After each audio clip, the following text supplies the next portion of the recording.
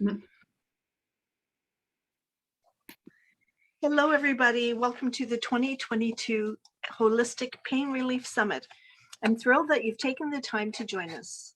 I'm Trish Rossiter and your host for this summit series for men and women living with pain and who have a goal to get back to living fully as much as they can without the need for drug and invasive procedures. If you haven't already done so, I invite you to join our Facebook group. Each day of the summit, there will be a thread of where you can post your questions and a summary of the day's speakers and talking points. We'd love to hear as well your best takeaway from the speakers of the day. So I'm delighted to introduce Susan Ezra. Susan is a nurse. So I'm so excited that, even more excited that she's bringing this into the hospital. Susan's passion has been to ignite the healing potential with individuals through the body and mind. While she was on staff at the hospice for 20 years, Susan pioneered bringing imagery to the bedside of hospice patients to manage their pain and symptoms and to enhance peace and well-being. For more than 30 years, she's been teaching individual clients and healthcare professionals how to use the power of imagery for health and healing. So our presentation today is Use Your Body's Own Medicine, the Power of Your Imagination. Susan has quite an in-depth bio for which I'm very proud. I won't get into it quite now, but it'll definitely be posted under her speaker bio on the website. Okay, Susan, thank you. Thanks for joining us. I'm delighted to be here, really. Yeah. It's awesome. So you're going to talk to us today a little bit about the mind-body connection. Indeed. What have you learned? I think that's the best place to start, as Dorothy says at the very beginning. So that is really the foundation, mind-body connection between, actually, I don't want to say between, I will say interrelated mind, body, emotions, heart, and whatever you choose to think about, spirit or our higher self. So connection, those are all interconnected. They're really not separate. The mind, we thought for about past 200 years, was very separate and distinct from the mechanical body. And now we know that's really not the case. It's like water, there's different forms of water. There's liquid water, there's frozen ice water, and then there's air, evaporated water, but it's all water. Mm-hmm. So when we're talking about the mind-body connection, we're talking about tapping into the wisdom that's there in mind-body, in our intelligence, in our intuition, and then the body's wisdom. And we can tap into all of those levels all the time.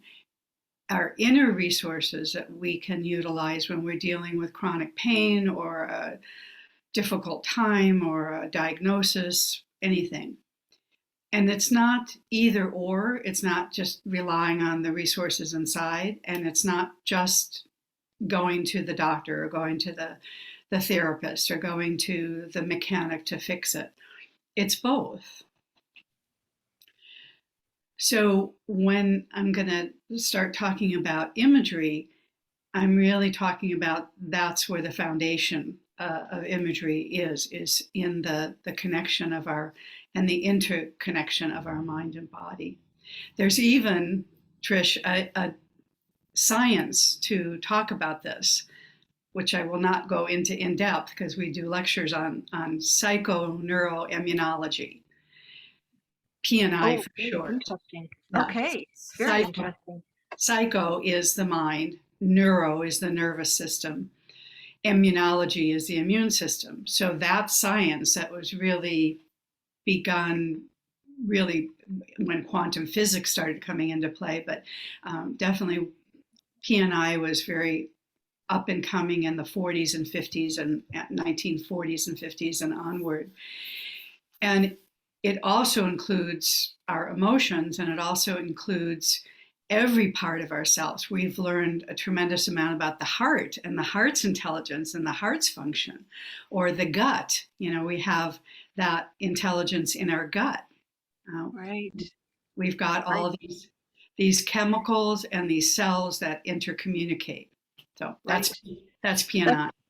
that's wonderful. I'm wondering if we'd be able to get a link to some of that information, because some people might love to delve into that further for their own interest. It's very complicated, and uh, there can be simple versions, or there can be the very scientific. I could send you a few of the main doctors who have studied this over the years. Yeah, sure. Okay, that's great. Thank you. Thank you. So you use the power when you help people with pain using the integration, or not integration, the accumulation of the mind, body, spirit connection. You use imagery, I understand. Can you tell me a little bit more about imagery and the Absolutely. guided imagery and integrative imagery? I understand there's different types. Yes, yes. So imagery itself is really just one way that we think. It's one way the brain functions, and it's the way the right brain conceptualizes. So we've got two halves of the brain. They are very, very important, not one more than another. But, we're very left brain dominated in our current level of evolution, and in certainly our Western culture. And that's great. It's gotten us in tremendous amount of advancement, but it's also gotten us into trouble, and very limited thinking. So the right brain thinks in images. It thinks in holistic concepts. It thinks in not words and numbers and individual entities. It thinks in the whole, WHOLE. Yes. And so when we use imagery, we're, for instance, thinking of something in the past. You can't access the memory by anything other than your image. You can't like read, it doesn't come in words or numbers, it comes in an image. Or if you're thinking of something that you are looking forward to, that's a special event coming up, and you look forward to it, you're using your imagination. Very interesting. I'd never thought about that before. I mean, it's such an under-known subject, but it's really, and I have a quote I want to say. It's my favorite quote. So we're also using imagery in the creative process. We really, if you think about it, you have to think about something in your mind before you can begin to bring it into any kind of form. We often think of it in the right brain, use the right brain to think of it. And then conversely, we all also use imagery to the negative direction. So, what do we do when we worry, when we're in fear, when we're awfulizing, when we're anticipating something that hasn't happened yet, but could be really, terrible? That's using imagery. But Yes. it doesn't help, it makes it worse. Yes. Yeah. So that's how powerful imagery is. So let me read this quote that I combined from a couple different sources, and it's on my website. Imagination is a vast inner resource. It's an inner world of creativity, of healing, of unlimited potential. It may be our most powerful resource for change and transformation. Hmm. That can apply to your topic of pain management, but really can apply to everything in the world, especially the way the world is now. Hmm. Yeah. And I guess the statement that the body and mind goes where the attention goes Yes. also plays a role in this then. That's another way to say just what I said in a Right. shorter version. Yes. Right. Because in truth, you really can only focus on one thing at any one given moment. So if you choose to focus on the negative, that's what your experience is going to be. If you choose to focus on how you want something to be in the positive way and give your full attention to that, your energy will follow that, and action, behavior change will happen. Okay. So this is quite important then for pain because, I mean, the couple of, well, the few times I have been in pain, it's very, very hard not to go there. So I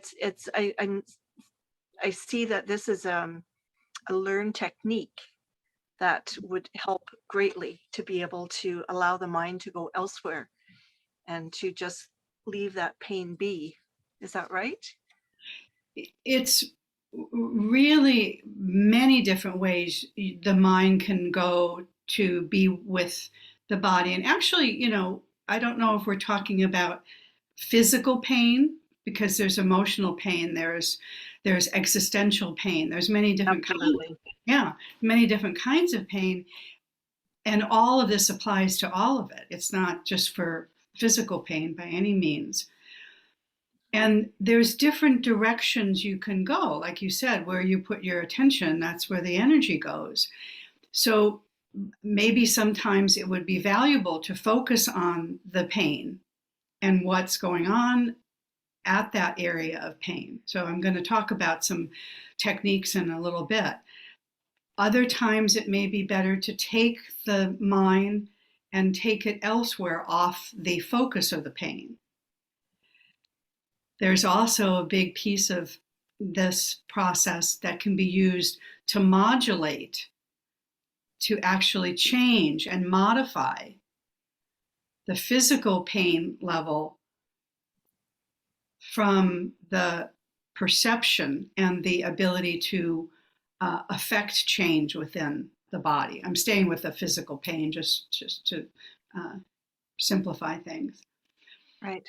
So there's lots that the mind can do, right? Including make pain worse. Yes. When we're in stress, stress will increase cortisol, adrenaline, it'll increase contraction, it'll increase all kinds of things that are not beneficial. So when we attach suffering to pain, that will make pain worse. Suffering's our interpretation of the pain. Right. Yeah. Right.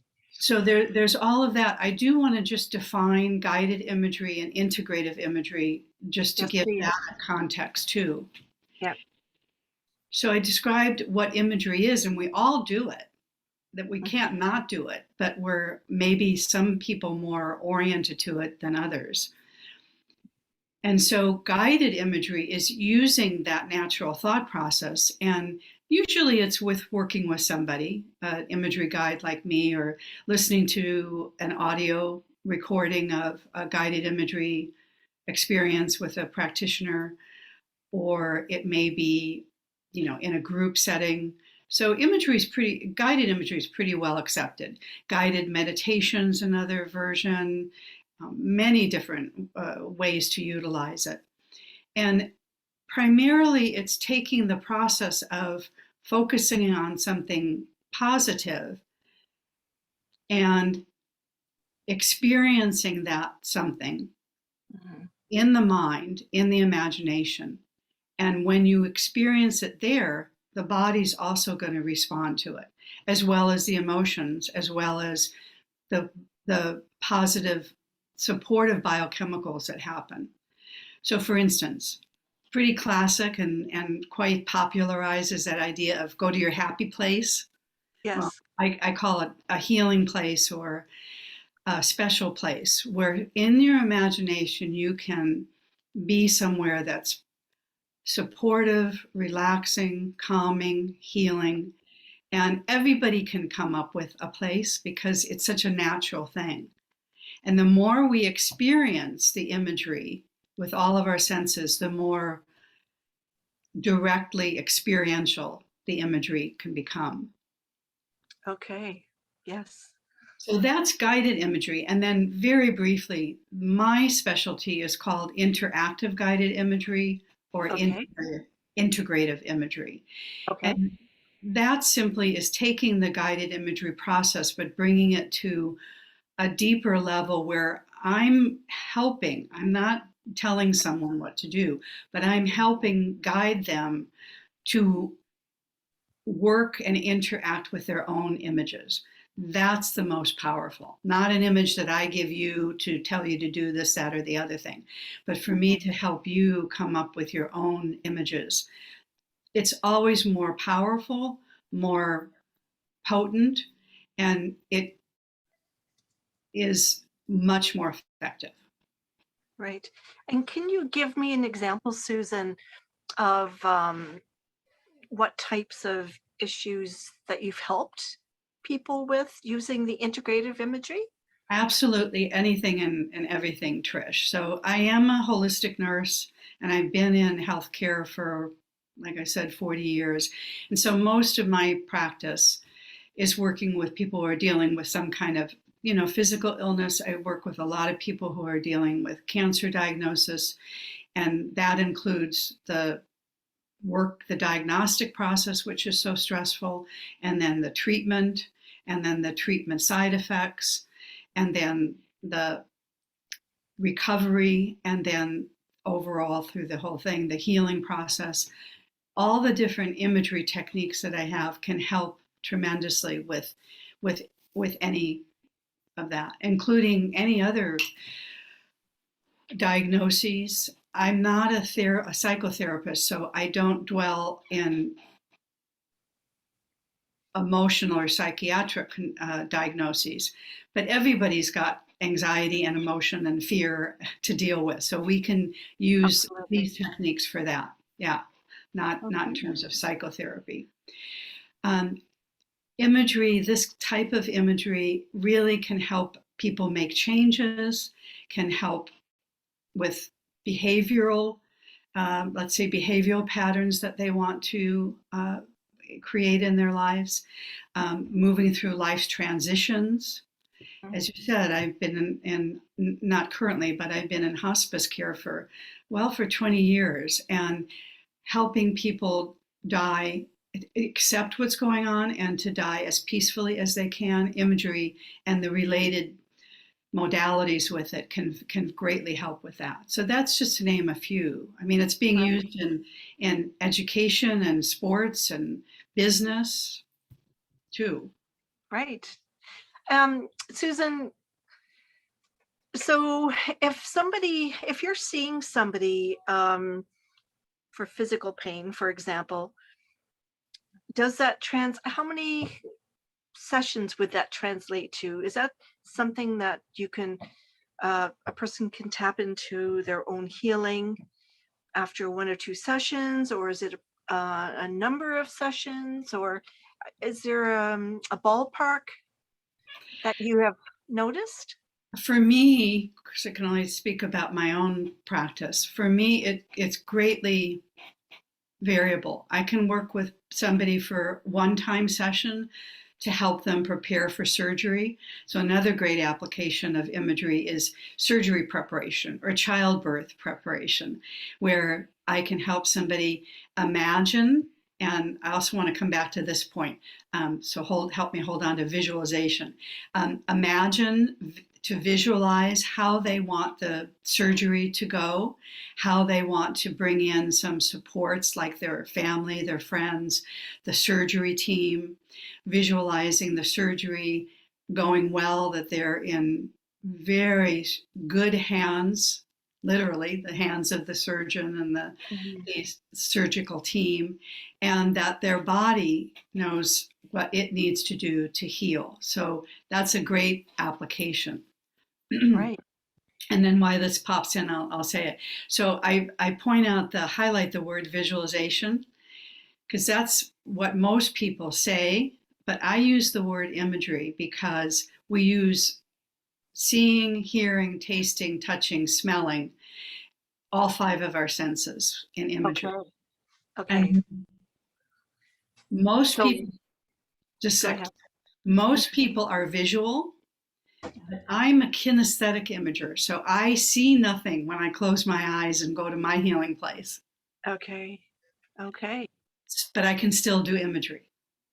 Interesting. Yes, that's another unfamiliar point to a lot of people. Mhm. Okay. Yeah. So back to your, I'm tracking this, okay. Back to your point about how often, how many sessions. So I might do just one session for somebody for surgery prep. Mhm. I've worked with people short term for a few sessions to years. Mhm. It really varies.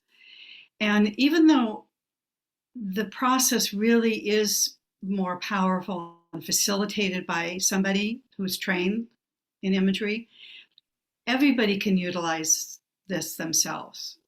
You Okay. just have to have some basic understanding of the principles that I said already. This Okay. isn't this isn't just you have to go to somebody to do it. It's really within all of us to be able to access it ourselves.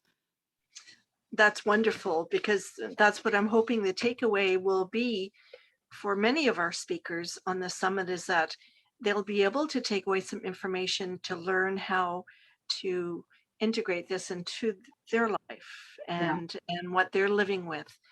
And I'm glad you mentioned the psychological pain and existential pain. Um, it's definitely intertwined or on top of the layers. Uh, so that's great to know.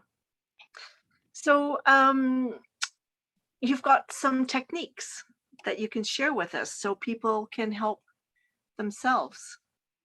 Yes, I would love to, I think, present one component and then two distinct imagery techniques that if I'm going to utilize them, there's a formal technique that I follow. But I'm going to explain all three in just real simple terms so that anyone could be working with all three of these themselves.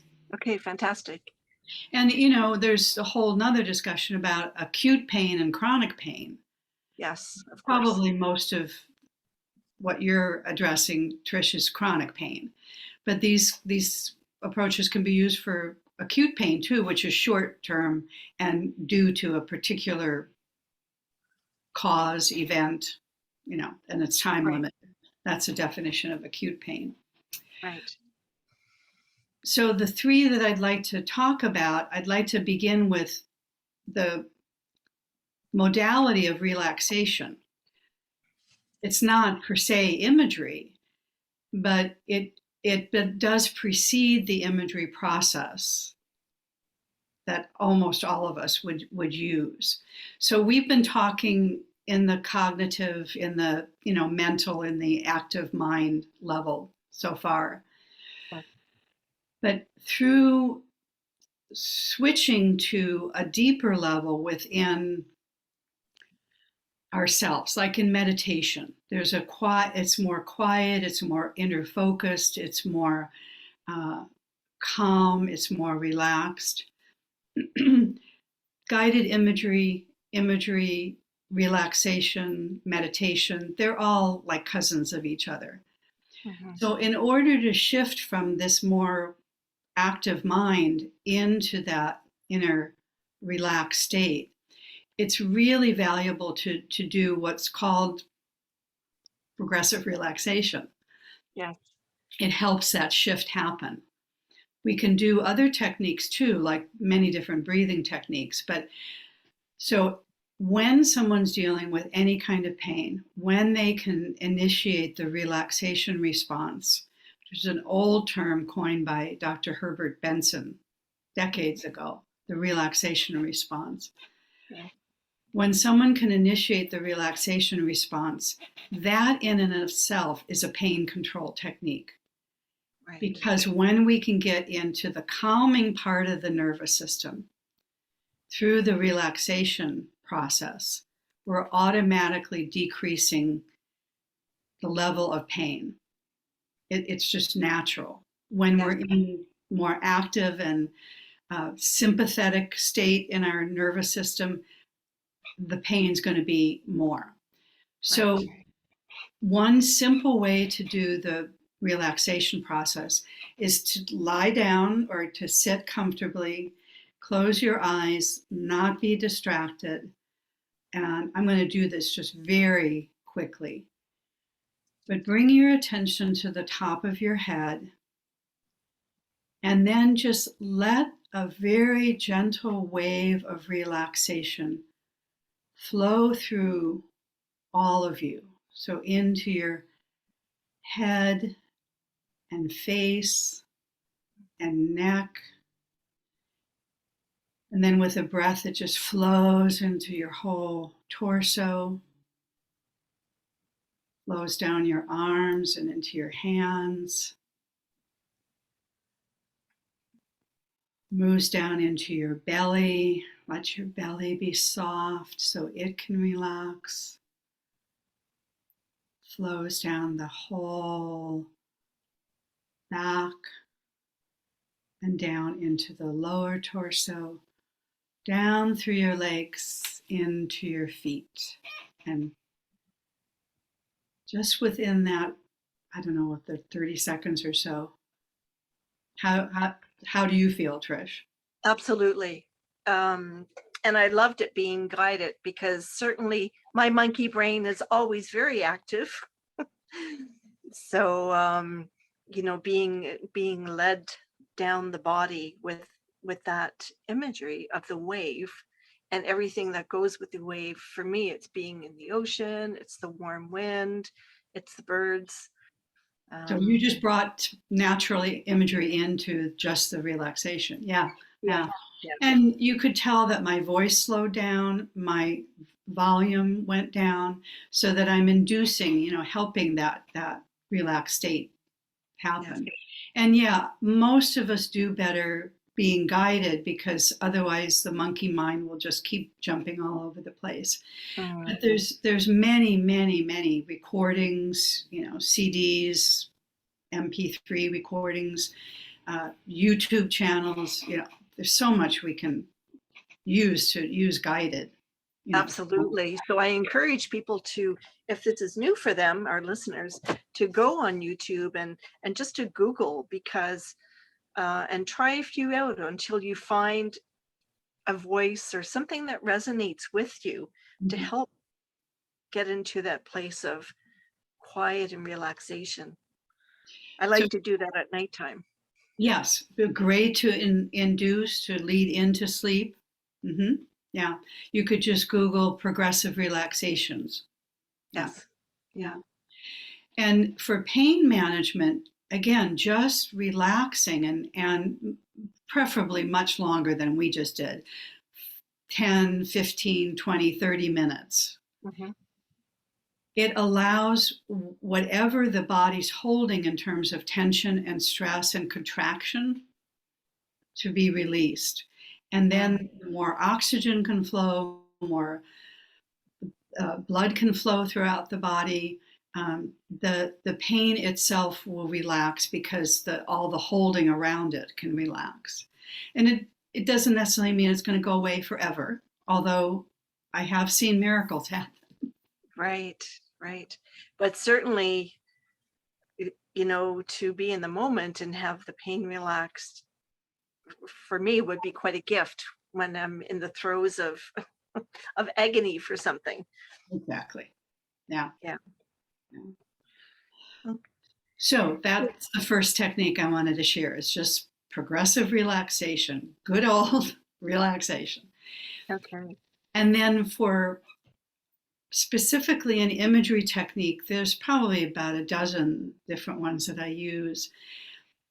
This is the simplest one because it's what you already do. It's just doing it now with the process of imagery.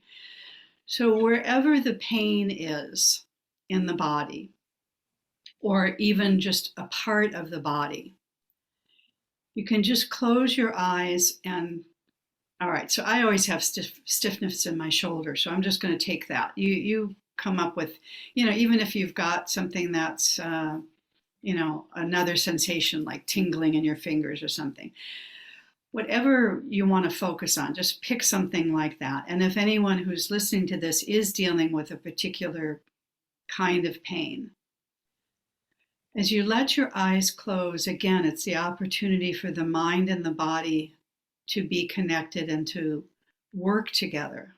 So I'm going to go to my shoulders, the thoracic and the shoulder blades. That's always where I have tightness.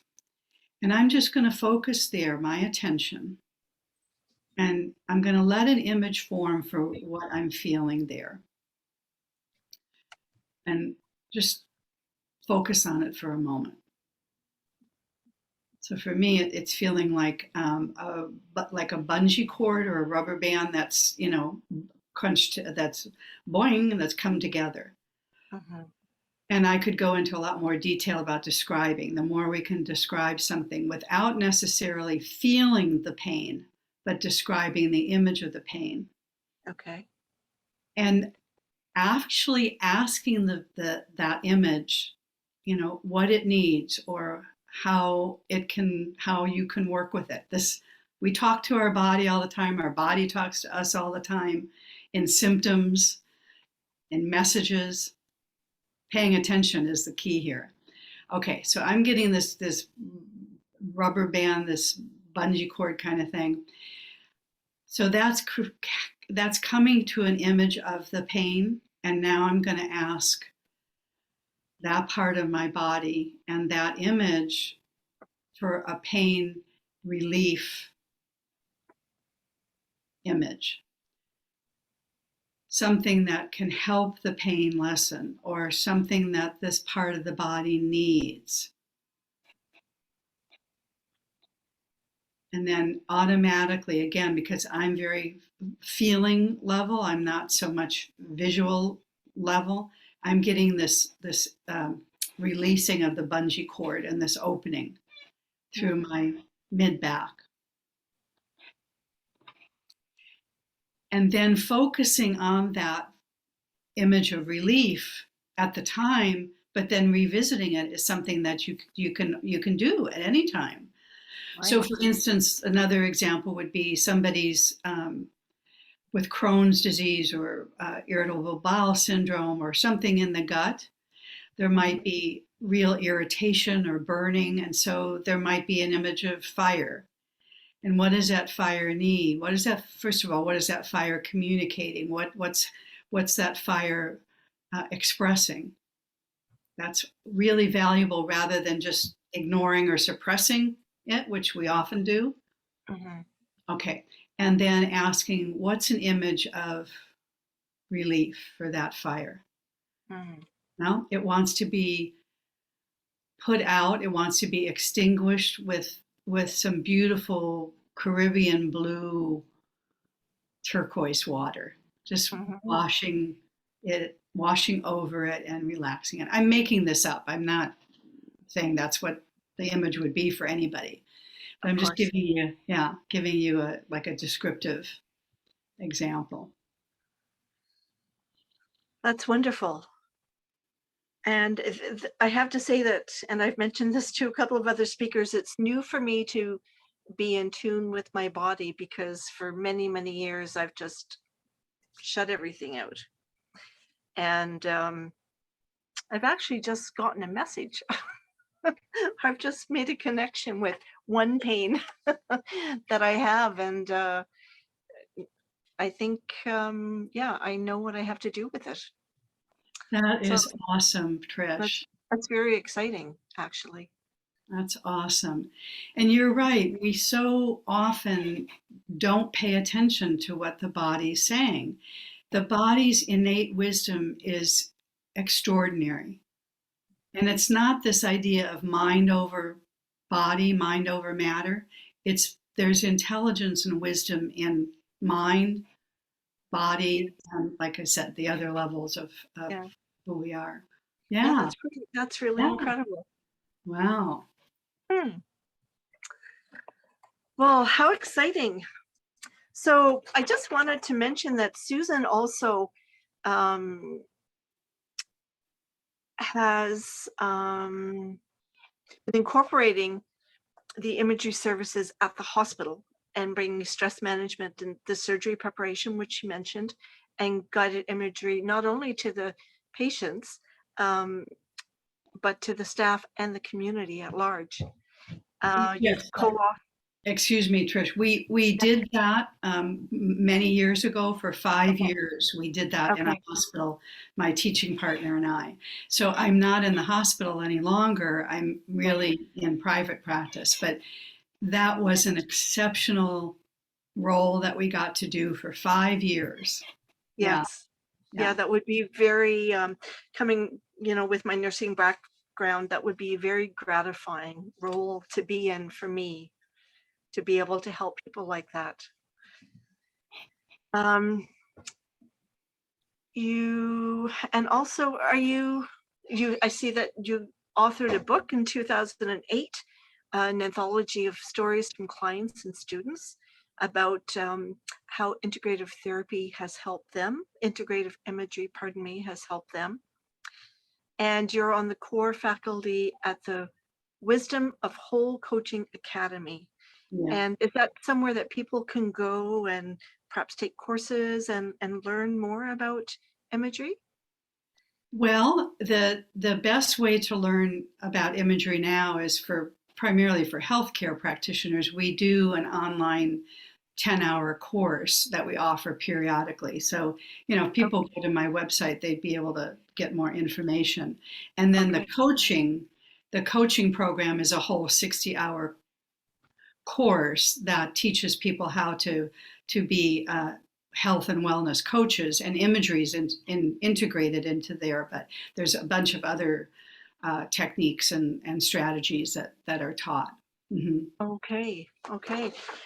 Susan has kindly offered a complimentary imagery health coaching session by phone or by Zoom to any of our listeners today who would like to learn more or experience this, being guided by Susan with her uh, wonderful practice and your healing voice even just helps put you in that space. So that's very, very generous, Susan. Thank you for offering that to our listeners today. So how does that work, Trish? Will you just give them my contact information and they can? Well, I was just going to mention, so on our Facebook group, I'm going to have the links to all the speakers' gifts that they're giving. And the listeners will also receive an email every day outlining who the speakers are for the day, because the summit runs over June 15th to June 19th. And yeah, for those tuning in, please be sure to come back for the rest of the interviews on the Holistic Pain Relief Summit. Remember, you can access your gift in our Facebook group, and actually when this chat is presented on the website. And if you know of anybody who can benefit from these amazing speakers, please share. They can join at holisticpainreliefsummit.com. All the recordings will be freely accessible for 24 hours. So you can catch up and re-listen as you choose. Thank you again. It's been lovely meeting you. I'm proud to hear that a nurse is doing this. Thank you. Yes. Thank you. Thank you. And I'm so pleased that you got some gifts from doing the relaxation and then the brief little imagery we did. Yes. Yeah. Yep, for sure. And now I've got some work to do. Don't we all? Exactly. Which is great. Indeed. Okay. All right. Thank Take you good very much. care. Blessings. Okay. Talk to you soon. Okay. Bye.